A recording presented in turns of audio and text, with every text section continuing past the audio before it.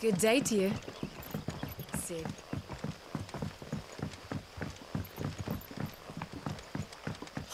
The crystals we get from the tailor all...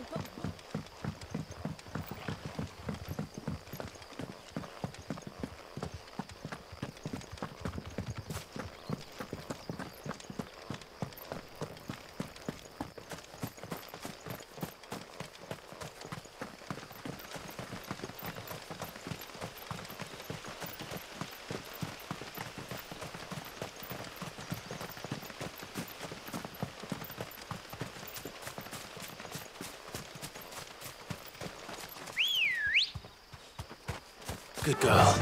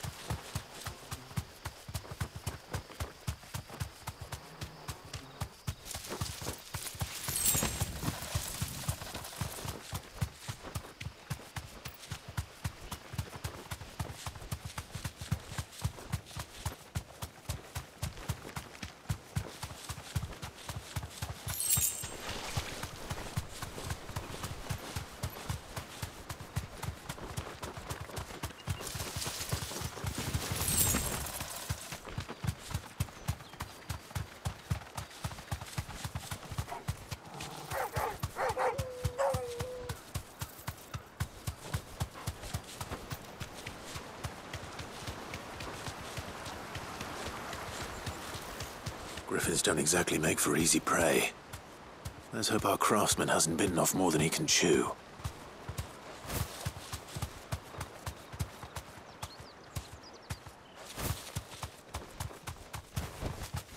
Thanks, Gal.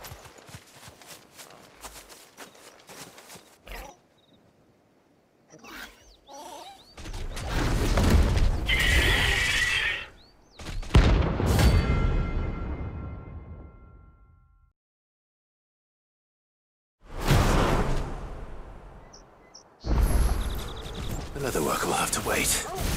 Torgal, look sharp.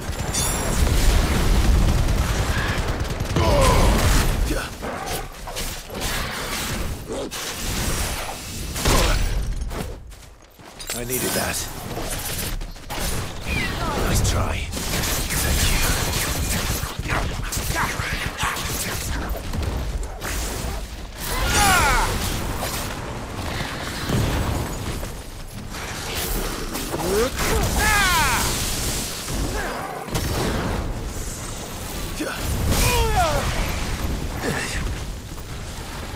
That's better.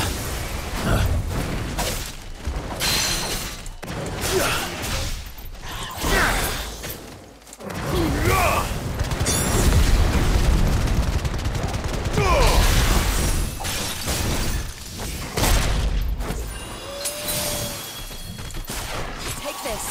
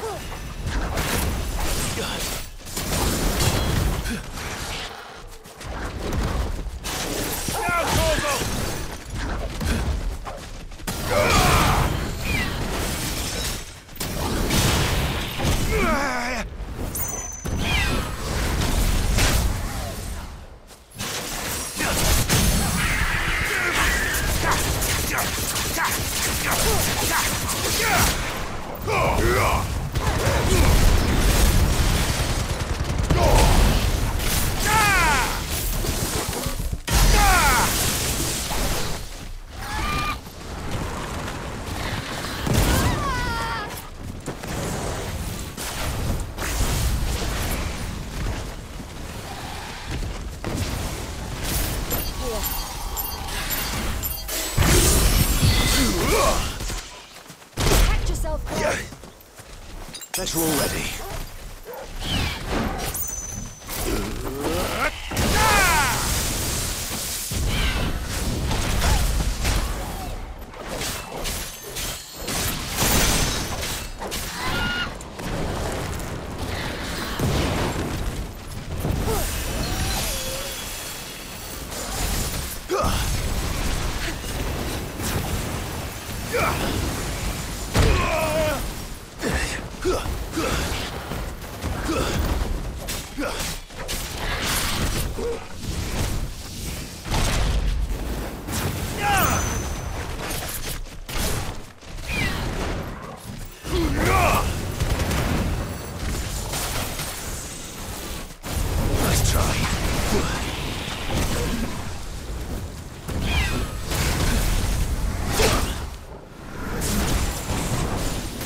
Help me, boy.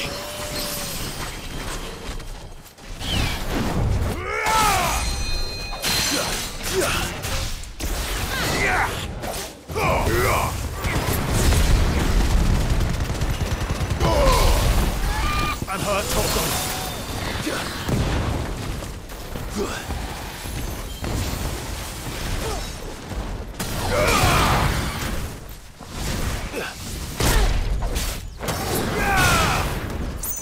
Give me thunder!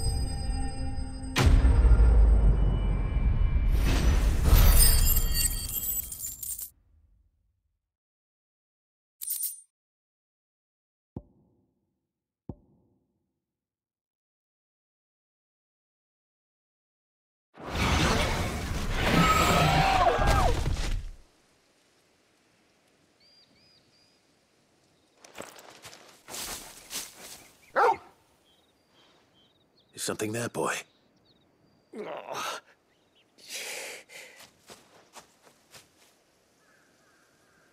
Could that be our man?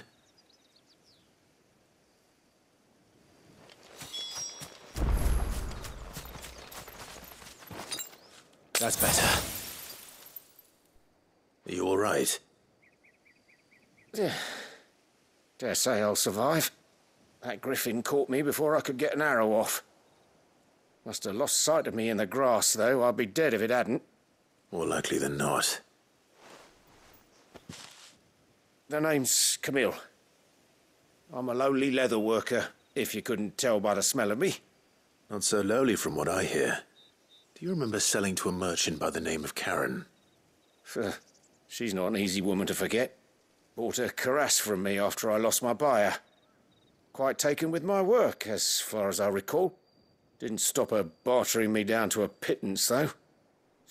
She sent you for a refund? It's not her who sent me.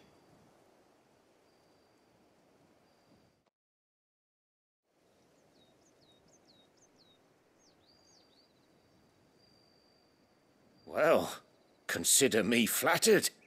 You should be. He's a master of his art, and not an easy man to impress. Blacksmiths are proud folk.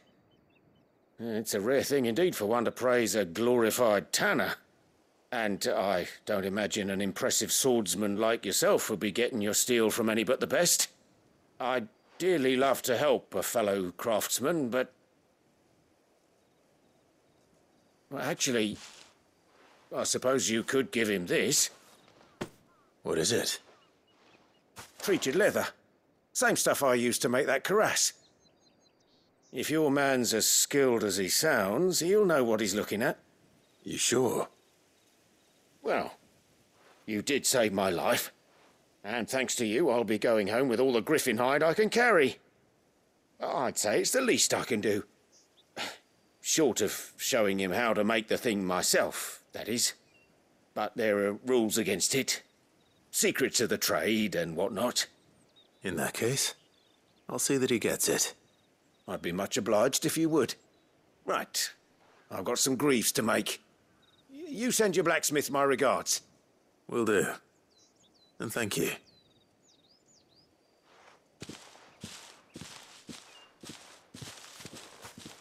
Hopefully this will sweeten Blackthorn's mood.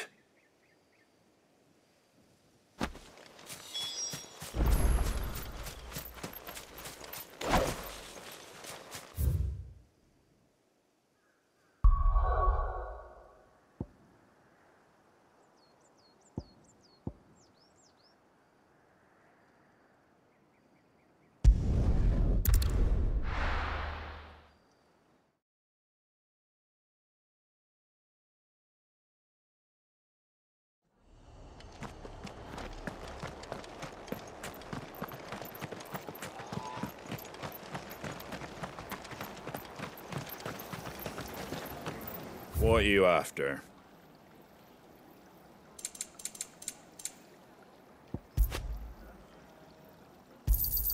Thanks very much. There you go. Fare thee well. Thank you for sticking with us. Those of us who are still here have to look after each other, don't we? Ah, welcome. Times may be hard, but if you got the gill, I got the goods. What can I do you for? Unwanted violets, if you have them. Though I'd gladly settle for learning what they are if you don't. Why, I haven't heard folk call them that since I was a lad. You're looking for scorpion tails. Unwanted violets is what folk used to call them back in the day. They turn a wicked purple when you boil them up, hence the name. Used to chuck them in the pot when there weren't nothing else on offer, when there was a war on, that sort of thing. Thankfully, times aren't yet as hard as that. And even if they were, you wouldn't find anyone selling them these days. Do the scorpions still live nearby? I dare say they do. 3 Reeds would be your best bet, if memory serves. Thank you. You've been most helpful.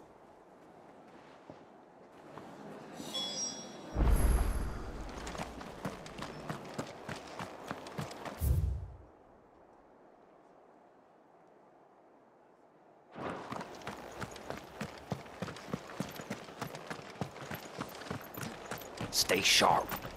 After what the Empire did to Martha's not. No use calling Ambrosia Don't now. you go causing any trouble now. Ambrosia won't help me here.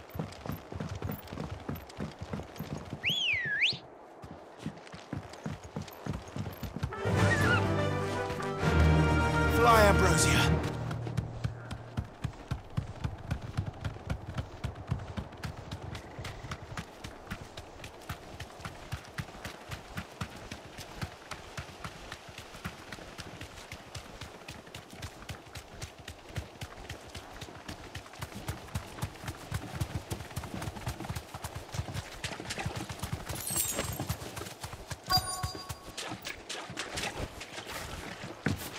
Scorpions. At least I know what I'm up against.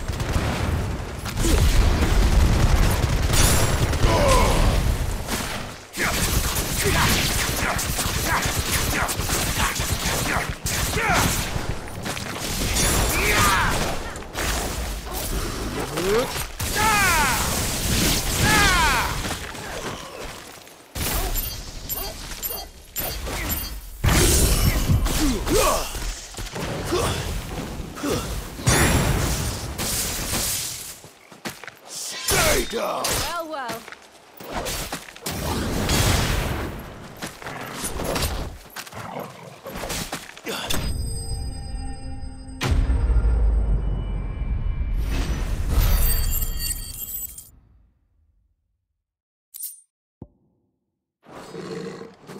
I better get this back to Yvonne before it goes bad.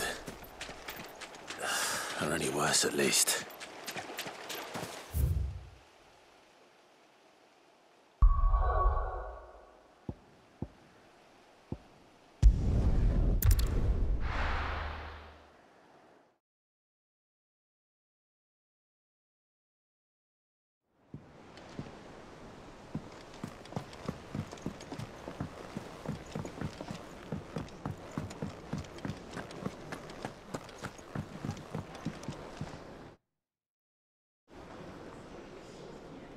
Did you find our mystery ingredient?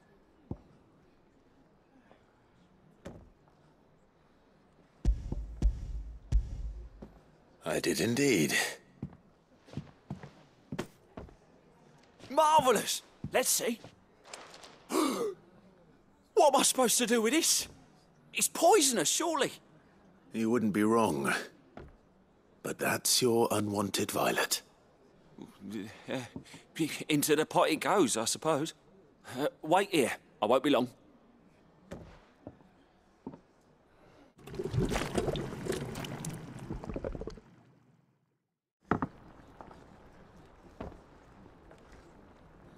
I present Chance's Stew, risen once again from the ashes of obscurity. Grab a spoon, Sid. Let's eat while it's hot. I'm, not hungry. Well, it'll be too late once I've licked the bowl clean. Your loss.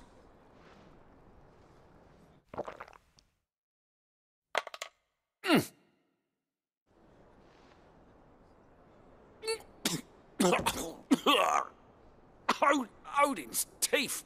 What an assault on the senses. It's like choking on swamp water.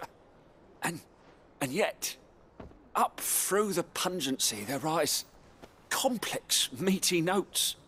It takes a moment to recover from such an onslaught of flavours, but never have I tasted anything so fine. Thank you, Sid. Thank you. You're, welcome. I must share this gift. I won't rest until a steaming bowl of Chance's Stew sits before everyone in the hideaway.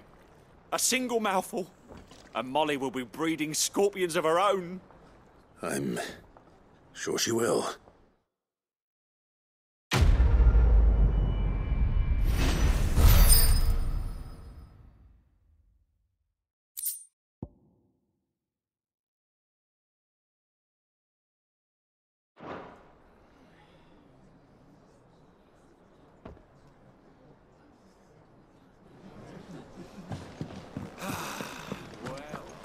That monster's taken quite a liking to Lady Cam. And with a bit of luck, Clive might even find the geezer.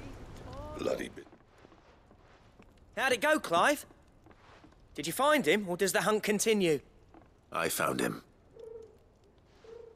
And he asked me to give you this, along with his regards.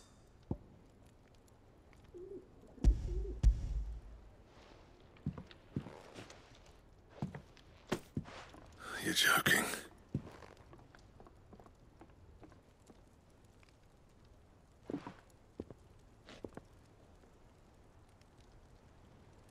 He said he wouldn't teach you how to work it, but that if you were as skilled as you sounded, you'd have no trouble understanding how it was done. So that's his secret. Crafty bastard. He's layered and cross-grained it. Good few times, too. No wonder it's tough. And that's no ordinary oil he's used to get that finish. Oh, this is fun. Yeah? I'll take your word for it. Just looks like leather to me. Still, I'm glad you're happy. Here, Clive, you didn't happen to catch the fella's name, did you? Camille, I believe. I thought as much. There ain't many leather workers in the realm daft enough to do their own hunting, see, and his name kept cropping up when I was asking around. Turns out he's from Tabor, and again, most leather workers are. But our friend Camille guards a long-held family secret, the details of which are the subject of some debate in the leather-working community. Then we better keep this close to our chests. Listen, sorry for putting the both of you to all that trouble. Should have kept my moaning to myself. Still, I'm glad you found him. This has cheered me right up. That was the idea. Clive's idea, anyway. He did most of the work. It's good to have you back, Blackthorn. Just don't expect me to go turning out work like this. There's a reason he does his own hunting. He knows exactly what hides to look for. And that's how he gets them to layer up so nicely. And don't get me started on how much oiling this leather would need. But I reckon I can make something about as good. Something a Cursebreaker will have no trouble caring for. Anyway, enough narrowing. I've got work to be getting on with.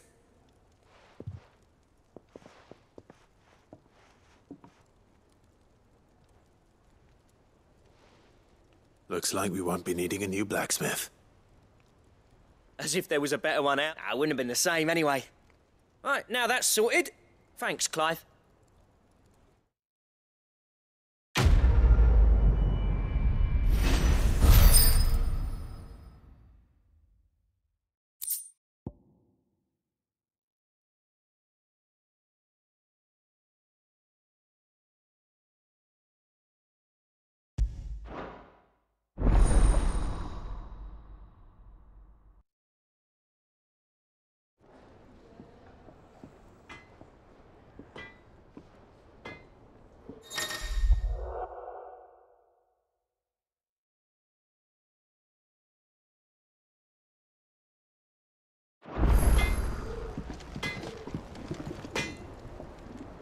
What do you need?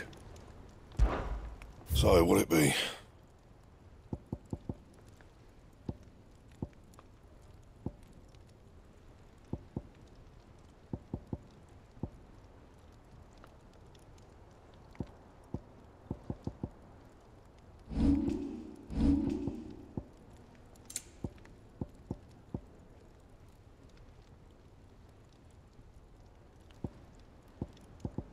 Bring me the materials, and I'll think about it.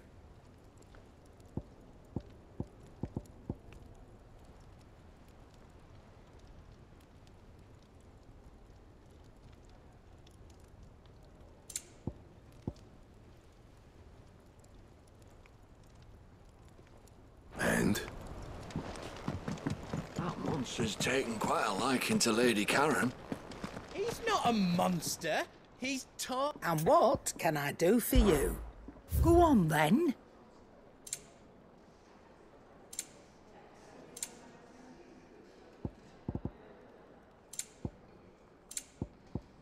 Is that all? Welcome back, Sid. Coming right up?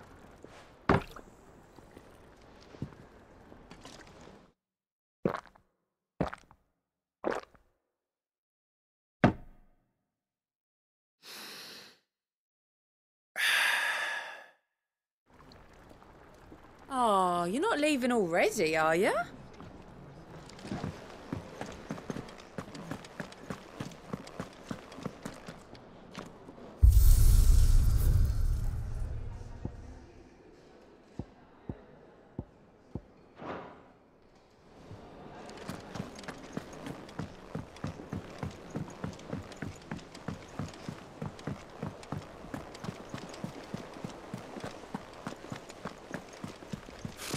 Typical nobles.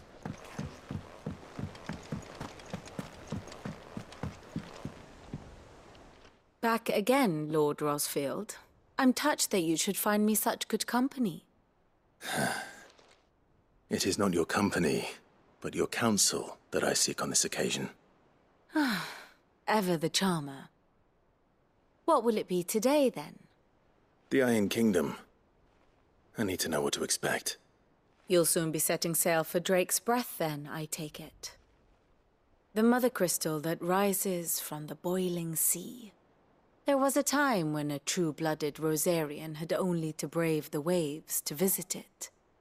But then the Ironblood made their move.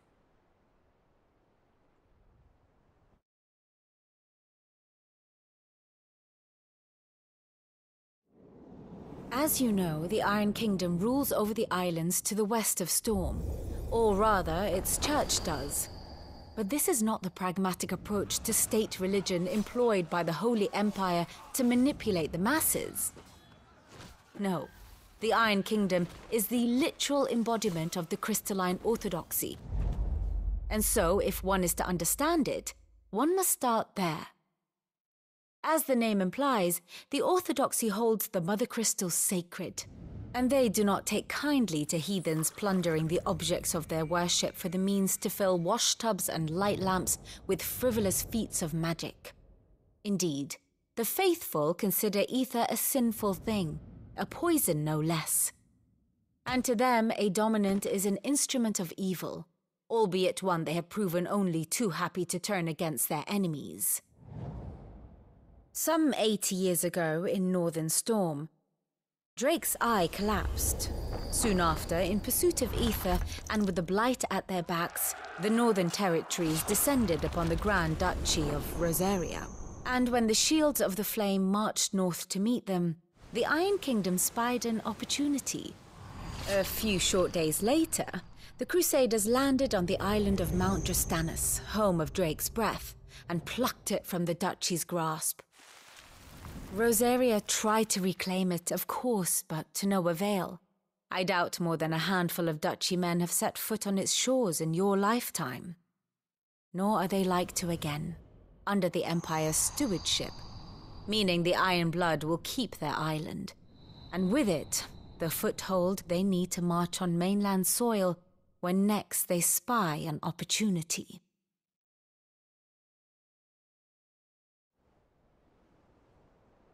The Mother Crystal is both the object of the Iron Blood's worship and their gateway to the continent, making Drastanus the holiest of holy grounds, from which the Orthodox Crusade shall one day sail forth to claim the remaining Mother Crystals, or die trying.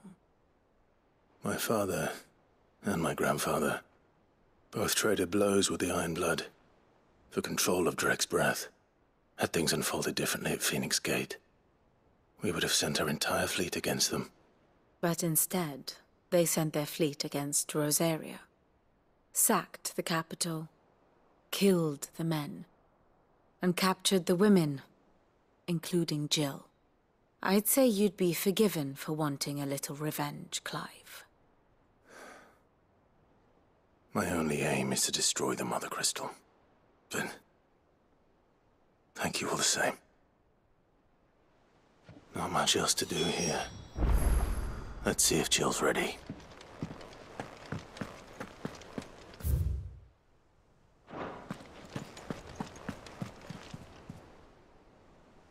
Oh, I wasn't expecting you back so soon. Come to claim your just desserts?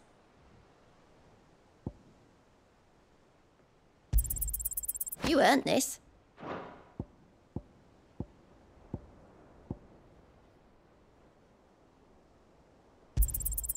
Here you are.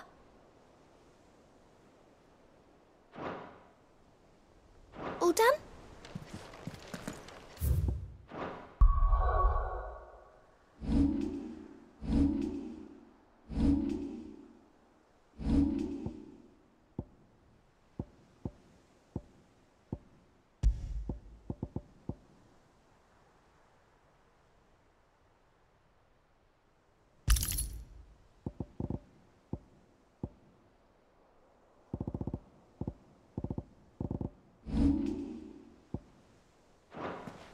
How did we never hear about these Guardians of the Flame?